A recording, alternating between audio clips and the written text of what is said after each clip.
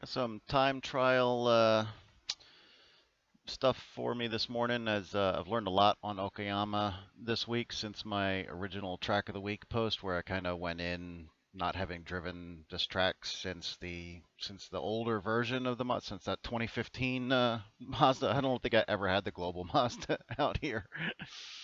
So I've learned a lot. Thought I'd do a little kind of an update on that, showing some improvements.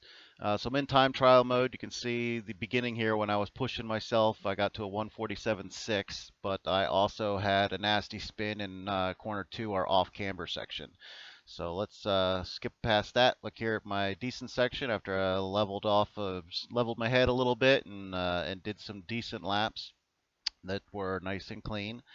I've got a 148.5, 148.5, 148.295. That's going to be our fastest one that we're set up for here. I got another 148.9 and then a 148.3. So we're going to look at lap number 9, 148.295.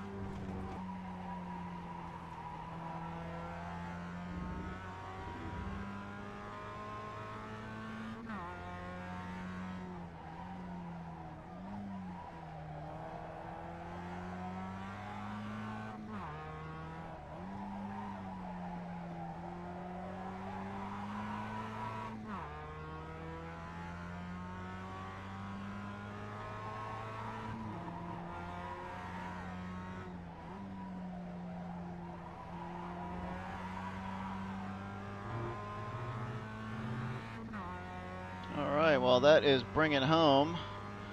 Let's go ahead and back that up to the beginning of lap 9, and we'll talk through it. There's nice markings on the road here. Excellent indicators for where you get on the brakes. You can see I'm about half brake pedal is what the most I put into here because I really want to try and let it go in as deep as possible, carrying the momentum through here. There I get a little bit of gas just to help the rear turn to get it around.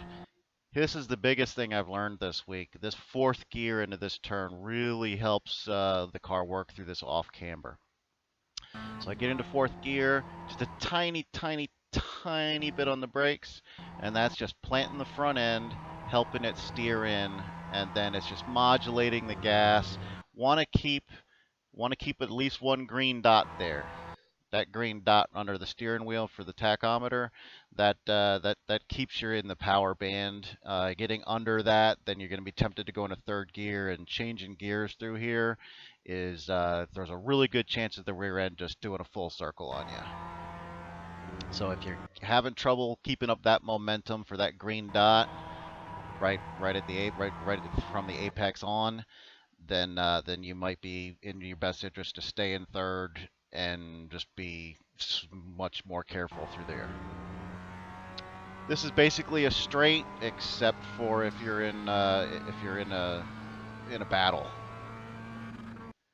Here, the shadow, I learned, is really what makes the brakes work here. This is one corner where I can really enjoy late braking, which is not my general strategy or comfort in any car. But the shadows here drop the temperature of the track down and really help me take it down. And there's this 50 marker on the left right here. It's a good insight for where you can go. When those shadows aren't there, Depending on weather conditions, you're gonna need a lot more braking. Between the 100 and the 50, closer to the 50, almost down to where the grass is disappearing on our left here through the dirt section. Not quite that far. Looks like I'm in it just starting there, right between the 100 and the 50. And then again, not much on the brakes, not much more than 50%, and then even less into the apex of that turn so I could get on the gas, carry that momentum through it as much as possible, bring it in tight, and get up here. We got another straight. Not much to do here except go unless you're in a battle. Coming up past right at the 100 here, I tend to do a little bit of a lift before I get into the brakes. It wasn't really so evident here.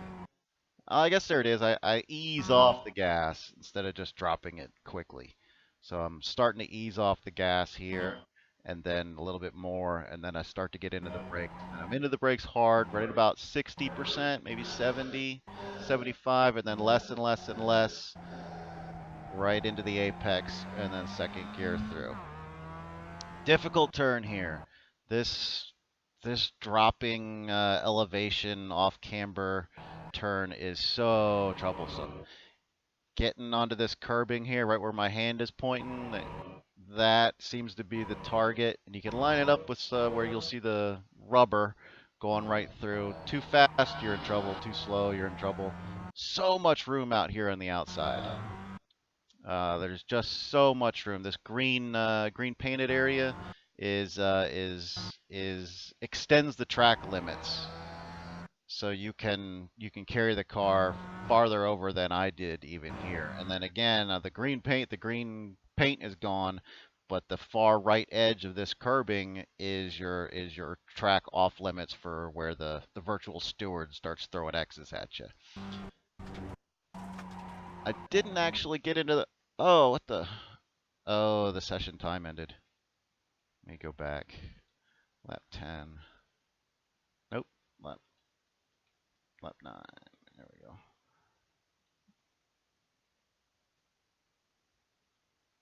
Sorry about that.